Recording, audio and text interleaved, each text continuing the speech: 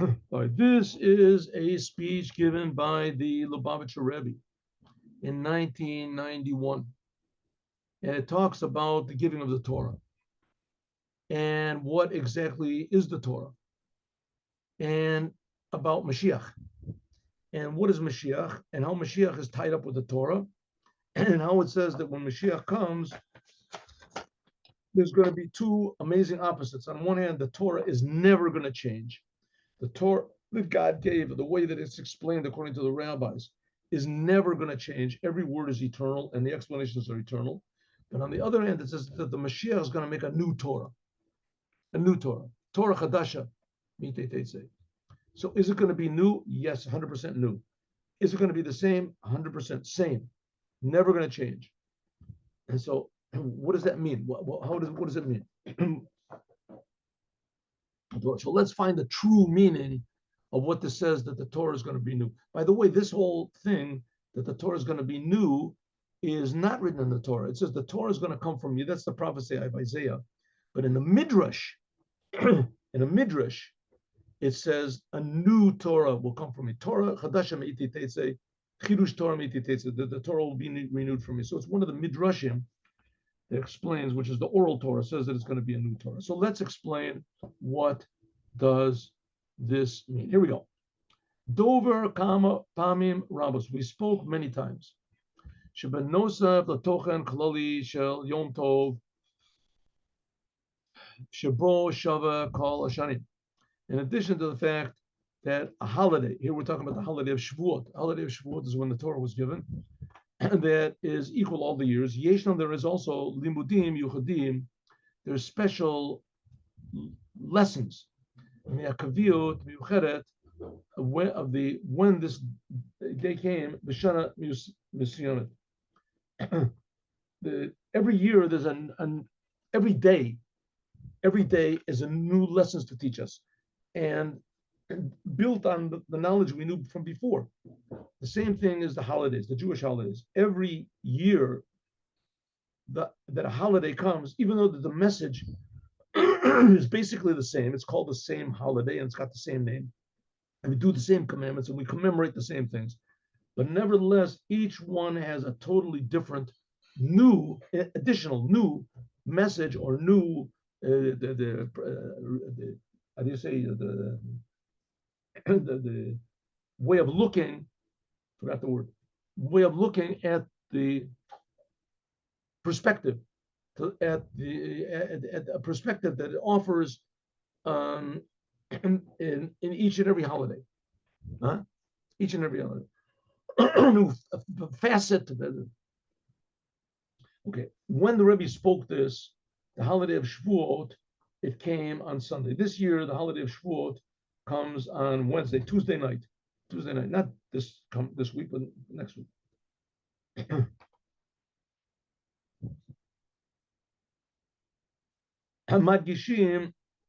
So therefore, again, we said that in addition to the fact that generally the holidays are the same every year, right? Rosh Hashanah is the same Rosh Hashanah, and etc. But there's also special lessons that we can learn from when the holiday comes out in different years. And this is stressed, and it gives power and empowers us and encourages us, inspires us when we learn these things to put more meaning into the holiday every year, all the time. Okay, so there's every year teaches us a new facet of the holiday that we're celebrating, that this increases our appreciation of that holiday every year that it happens. How so? Let's go. Shana Zu this year is special because the holiday of Shavuot comes immediately after Shabbat. Like I said, that was by then. The Rebbe spoke this in 1991, and by us, it falls on Tuesday. And then the service of the holiday of Shavuot is made under the influence of Shabbat, which, by the way, says the first 3 days of the next week are also under the influence of Shabbat. Shabbat influences all the days of the week that follow it, but it especially influences the first 3 days. And the last 3 days of the week that is relevant to the preparation for the Shabbat comes afterwards. Okay, so The fact that Shabbat, when the Rebbe was speaking, came on Sunday, and by us it comes on Tuesday, it still is basically the same influence. Shabbat has the influence on the 3 days after. And especially that there's no separation. When the Rebbe spoke, there was no separation whatsoever. It was Shabbat, and immediately it was Shavuot. So that we have 3 days of holiness. And by the Rebbe, the holiday of Shavuot outside of Israel, holiday of Shavuot is 2 days. So they had Shabbat and then 2 days of Shavuot. By us, it's only 1 day. So we have Shabbat, and then we have to wait 2 days, and then actually wait 3 days. And then on Tuesday night is Shabbat. So let's see if we can learn from what the Rebbe said to our situation here. In any case, the lesson that was learned by Shavuot coming immediately after Shabbat, that lesson is permanent.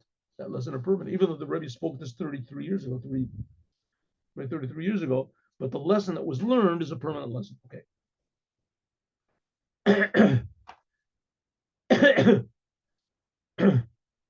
So if the Shavuot on that year that the Rebbe was speaking comes on the first day, Sunday, which when the world was created, it began on Sunday.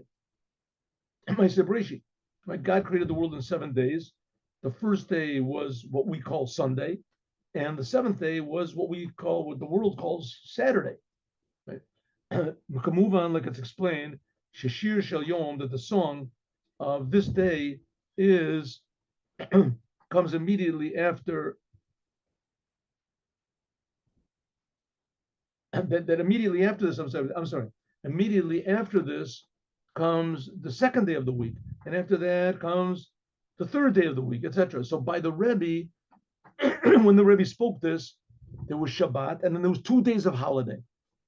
So it meant there was 3 days in a row of holiness. Okay, let's see how we can extrapolate this to our situation here, which is not the same. Here by us, the holiday falls on Tuesday night.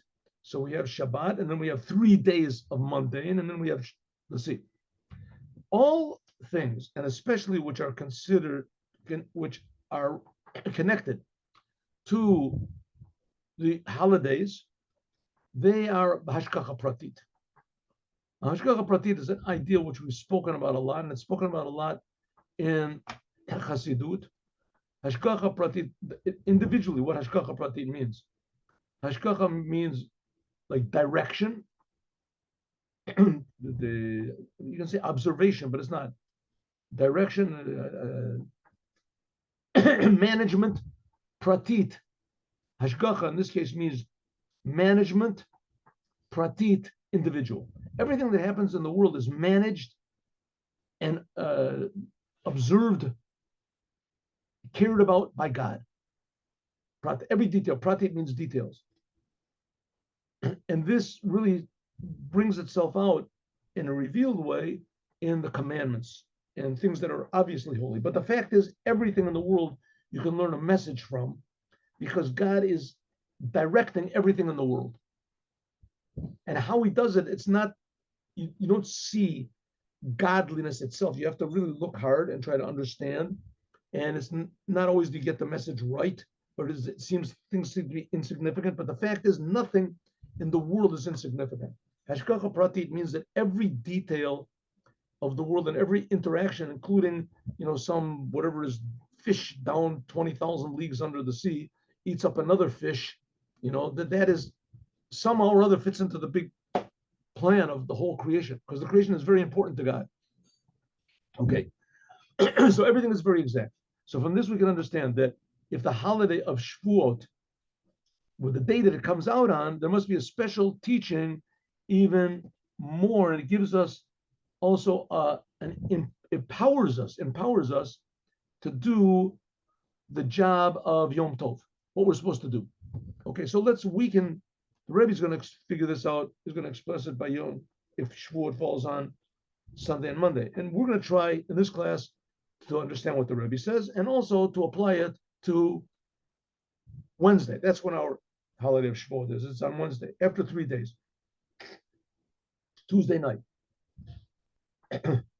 Okay, the connection of Shavuot to Shabbat is stressed in the words of the rabbis, the Kuli Alma, that everyone agrees, b'Shabbat, that on Shabbat, nitna Torah l'Yisrael. The Jewish people received the Torah on Shabbat. Even since Shekol Yanin, that everything in the world, b'Hashgacha Pratis, is exact, very exact, and it's by God's management, everything. Alachat kama v'kama, how much more so? Hakashurim in Yain Klali. If everything in the world is important, how much more so if it's connected somehow or other to the giving of the Torah? Move and it's understood. Shezeh b'Shabbos nitna Torah. The fact that the Torah was given on Shabbat, and everyone agrees that it was given on Shabbat. Kuli Alma. This is since that the Torah and Shabbat have a connection, an interconnection between them. We can say that one of the explanations is that Shabbat is the thing of rest. Like the rabbis say, Ma haya olam chaser. God made the world in 6 days. What was the olam missing? Menucha, rest. Rest. In other words, God made the world, and every creation was concerned about itself, right? Automatically, creations are created. They want to eat, right? They want to be protected. They want to naturally continue the species. They have desires. They have, right? Go for good, avoid evil. That's the world. What was the world missing? Menucha. Menucha means you don't worry about yourself. You're not thinking about what I need and what I want. Or that. Menucha, you can start thinking about, hey, 1 second, I'm a creation. I'm in good hands. That's what the world was missing. Shabbat came Shabbat, ba menucha. Shabbat came a rest. B'lashon brachat hamazon, like we say in the blessing of after eating on Shabbat, and it comes from a Mishnah. It says, "Harachaman hu yanchilenu liyom shekula Shabbat," that God should give us, bring us to the day which is only Shabbat, and resting forever. Tamid. That's at the end. The end of the Mishnah is in Tamid. Tamid is talking about certain sacrifices in the temple. Yom menucha, menuchat shalom, menuchat shlema, shata rotzeba. A complete, total resting.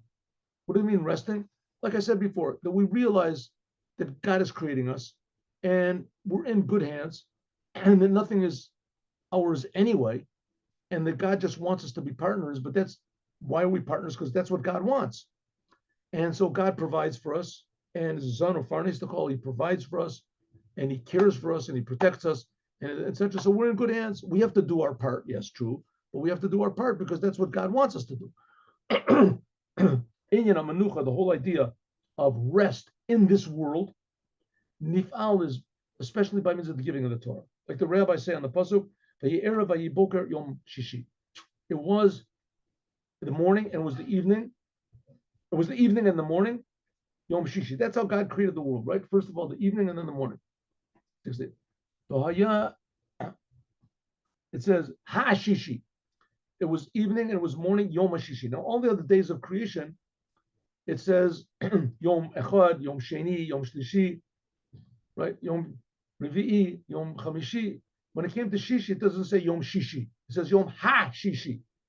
Why Hey Ha Shishi? The 6th day. This teaches us that God made a condition with the world.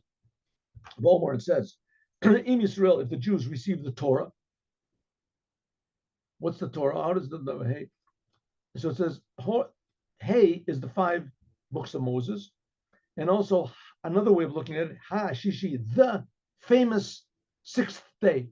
What's the famous 6th day? What's the famous 6th day of Sivan? God gave the Torah on the 6th day of Sivan. So it says that's the 6th day. God said, if you accept the Torah on Yom HaShishi, this is like 2,400 whatever years after the world was created, 2,448 years after the world was created. God said, if you receive the Torah, then those 2,448 years are real. If not, then the 2,400, it's nothing. It never existed. They never were. Right? God said, I'm taking away all reality. I'll start reality brand new. If you accept the Torah, then I won't do it. If you don't accept the Torah, then That's it. Right? There never was such a thing as a world or people or angels or stars or anything. I'll just begin again. That's all. Reset. Reset. Like it says, Eretz Yirah, it says the world saw Vishakata. Oh, Yirah, it was afraid. Vishakata, the world was afraid, but it became quiet. What do you mean became quiet? When God gave the Torah, all of a sudden, in the beginning, the world was afraid. Well, the soul and an end, the Mountain Torah, the world was quiet. In other words, the world was always worried. The world never had really any firm existence to it. It didn't know if it would really be real or not. And then all of a sudden, when God gave the Torah, the world became real, became permanent. So that's the Hashishi. So we see that the Torah is intrinsically connected to the world. And we're going to see it's even more than that, that the world depends totally on the Torah. It's not just another book that was given to the Jewish people in one period of time, right? If you believe it, no, it's not so. The Torah was there before the world. The whole world depends on the Jewish people receiving the Torah. The whole world, all the continents with all the fish in the 20,000 leagues under the sea, and all the the weird birds and things like that, and the planets with all the what are called, the aliens, how they're living over there in planet Zork or someone in the fifth, eon, in the fifth whatever is the solar system or something like that. It says the whole business, it depends on the Jews receiving the Torah. Look, and therefore, Svorim, Kulam, everybody says that on Shabbos was given the Torah. Why? Because by giving the Torah, the whole world was calm. It calmed down. The whole world knew that the conditions have been fulfilled. The Jews have the Torah. They're doing what God wants, but at least they're beginning to do what God wants. There's a potential that this world can function the way God wants it to. And like I say, God has tremendous hopes for this world. This world is tremendously, tremendously important to God. And if not, then God throws the whole thing away. I don't need it. Huh? So it's like there's these other religions that say God rejected the Jews. If God rejected the Jews, then that's it. There's no more world. The world just doesn't exist anymore. Right? It doesn't exist. Which you can sort of see by these other religions that they claim that they took over Judaism. Let's say that they took over the world, right? What would the world be like? Everybody would just go to heaven. That's what their goal is. The world is just it's just sort of like a launching pad. So if anybody else except for the Jews, God forbid even to think about such a thing, would rule the world, then the world would be nothing. The world is totally not important by all these other. By Jews, the whole world is tremendously important. God created the world for the Jews because only Jews really value this physical world more than heaven. And so it says that's why the world was quiet. When God gave the Torah, then the world had a true meaning to it.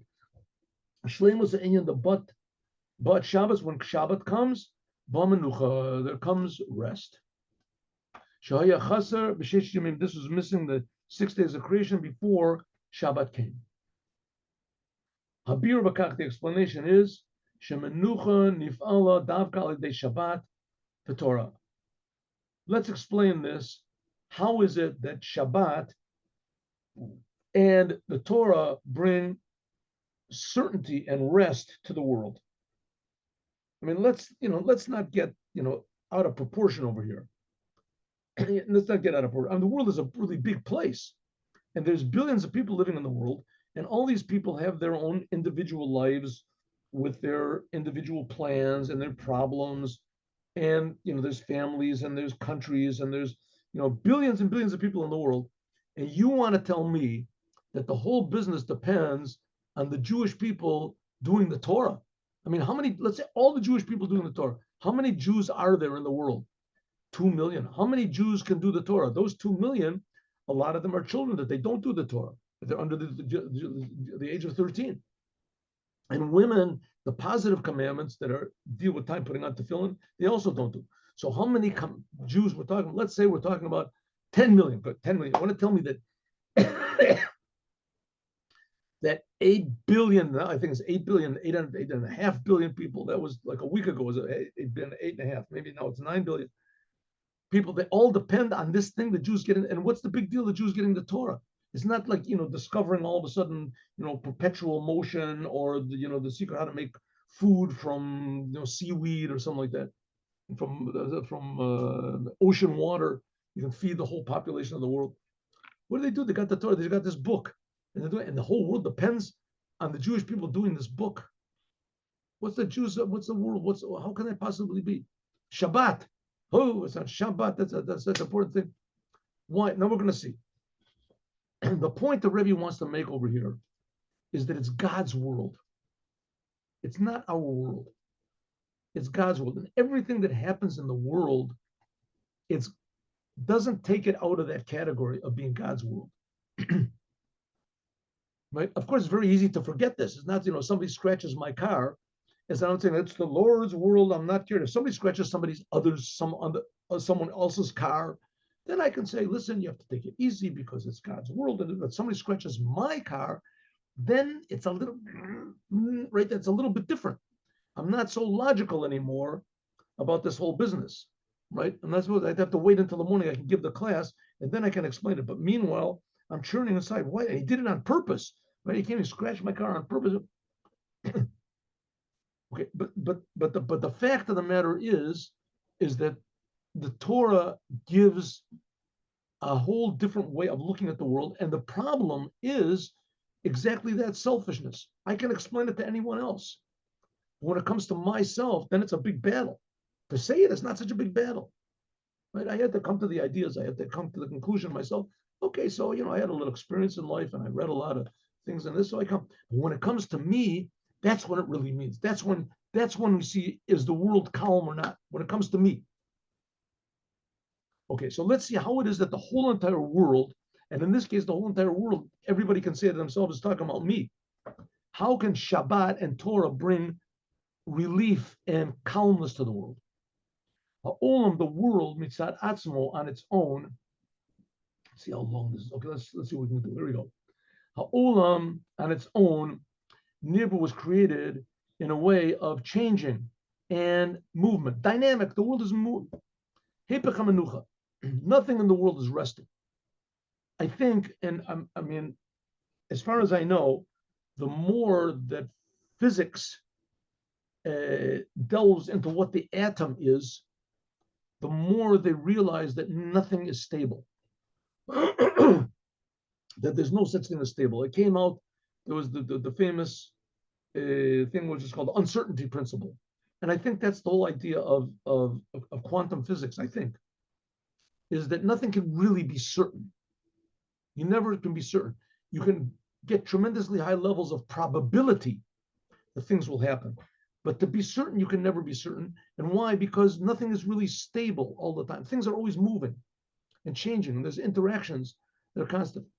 And it says the world is always changing. Everything is changing constantly. The world is lacking calmness. Well, the call the rose, therefore, at Shinuyim, all the changes are time. First day, second day. The idea of time is changing and altering past, present, and future. And this is the idea of something that's previous and something which is after it. But calling Ibrahim, everything in the world are under the influence of time and place. And they, therefore, are under the influence of time in a way that they are changing all the time. Things get older, etc. In addition to that, there's also changing individual in each and every creation, right? Every snowflake looks different, even if all the snowflakes are exactly the same, but they're all in a different place and they're all moving. Right? They're all moving. Okay. It says, and to add on also that all these divisions of time and higher and lower and going to right and left and etc., all these changes from place to place, this is the opposite of rest. The whole idea is changing, that things are never really truly at rest. I think that, listen, like I say, I'm not a scientist. I just know these things like very far away. But as far as I know, there's no such thing as absolute zero. They tried to find absolute zero or an absolute vacuum. Is that true? I don't know. I'll look it up. As far as I know, there can't be. Absolute zero means that there's no motion. Heat is motion, that molecules or something moves. And if there's no motion whatsoever, then you can get the absolute zero. As far as I know, there's no such thing. Can't be absolute zero. Cave and Sinsha, Koma, in every place, there's always everything has its own nature and its conduct, and everything is changing and everything is moving from one place to another, and etc. The Shabbat, the day of Shabbat, this brings menucha, rest to the world. Comes Shabbat, comes rest. And since that the whole entire creation finished in the 6 days of creation, it says Vayechulu Hashemayim v'oretz, and then it says Elohim stopped doing the work that he did. So now we can feel in the world and all the details in the world, all these changes and etc., how it is that everything is just created. And it's created from God because God stopped. Right? Like sometimes you get interested. We have we just happened now. You watch a movie, right? You watch a movie, you're in a movie, and everybody's all interested, and they're all eating popcorn, and then watching. All of a sudden, there's a power shortage. Suddenly everybody realizes that it's just a movie, right? And the movie is more interesting than where they're at, but they didn't realize it was a movie. As soon as they do, then they realize that there's a source for the movie. And it just depends on, getting more electricity or something. So you're not, here the heroine was tied to the railroad tracks and the railroad is coming, and it's about to run her over and who knows what's going to be. And the hero is running, all of a sudden the power stops. So everybody was tight there, it's going to be, and all of a sudden, but suddenly become calm. It was just a movie. It was just a movie. Don't worry, we'll get it back together again, and then we'll see what happens. But you look at it in a totally different way. That's when God finished the world. Suddenly you realize that there's a creator. Hakavana, there's one intention that God wanted in all of these details, that which is higher than any of the time and place, because all time and place is just a creation. Therefore, when you realize that there's a creator, this brings comfort to the whole entire creation. When there's rest, whether we're talking about time, that Shabbat is above time or place. Therefore, it begins afterwards counting again. When the world, the day after Shabbat is not called the 8th day, and then the 9th day. Day after Shabbat, we start the whole business again. That's the first day, etc. And also in place, like it says, Shavu ish tachtav, al yitzeh ish mimakom b'yom Shabbat. It says that on Shabbat, that people could not go out of their places. It meant that you shouldn't go further than a certain distance. Okay, so place and time, suddenly they had a meaning to them. We can say what happened on Mount Sinai when the Jewish people received the Torah from God. Since that this is the ultimate purpose of the creation of the world, and when this is brought about, the purpose of the world, it is, you could feel in the whole world, in every detail of the world. So this brings rest to the whole world. You know that everything is there for a purpose. Nothing is extra, useless, by means of doing the condition that God did with the creation. When he made the creation, he said, if the Jews receive the Torah, then you have an existence. In other words, when the Jews receive the Torah, then the world, we realize it's God's world. When we realize it's God's world, then there's a certain degree of rest and certainty and calmness in the world. The explanation is this, like it is simply, is the nature of people that when a person does not feel the purpose and the reason in life, like it says, I was created in order to serve my creator, then he's not able to be resting, true resting. You see, like for instance, people, I remember one lecture, I think it was Rabbi Manis Friedman, he said that I would do jogging. People do jogging in the morning, it's supposed to be very healthy. But you see people that are jogging, that they're grimacing. They look so in pain, and they're suffering. He said, I can't bring myself to do it. But the person who's jogging, he doesn't mind the pain because he has a purpose of what he's doing.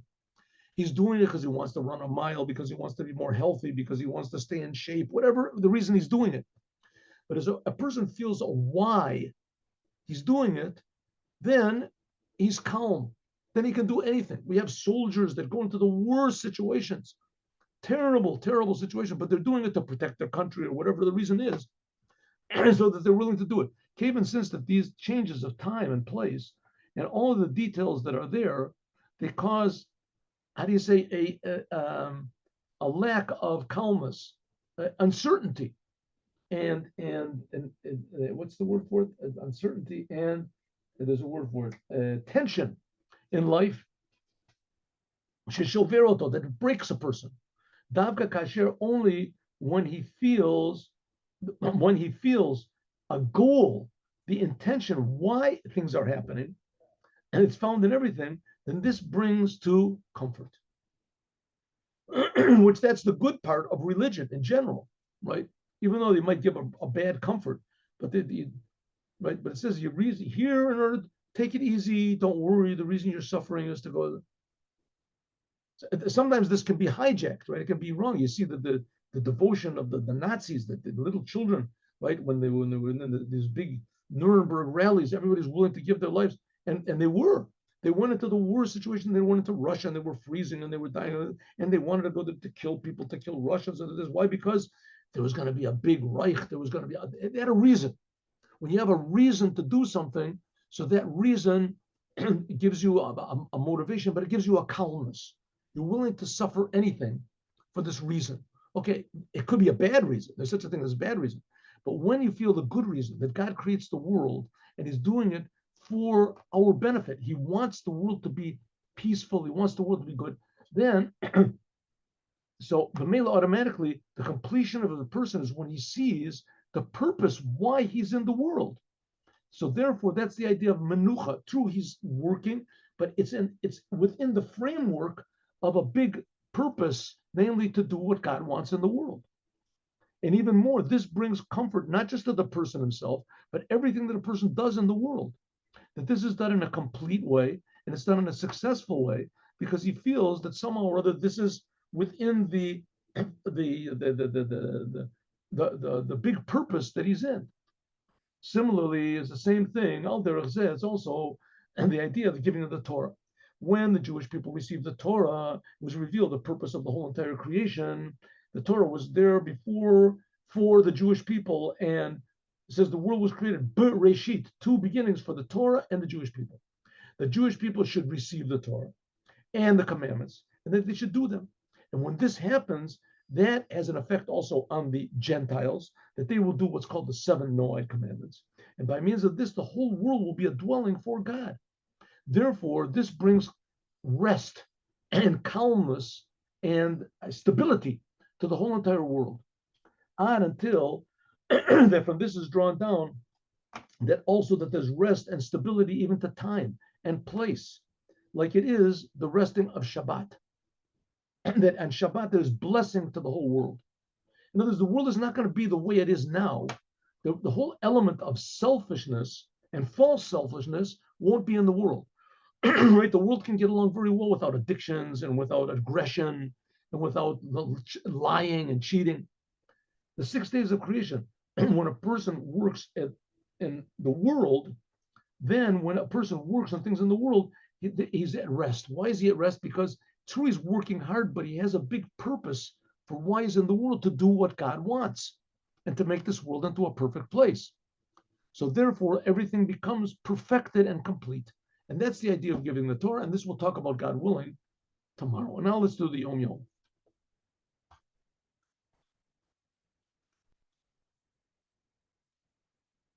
Yeah, okay.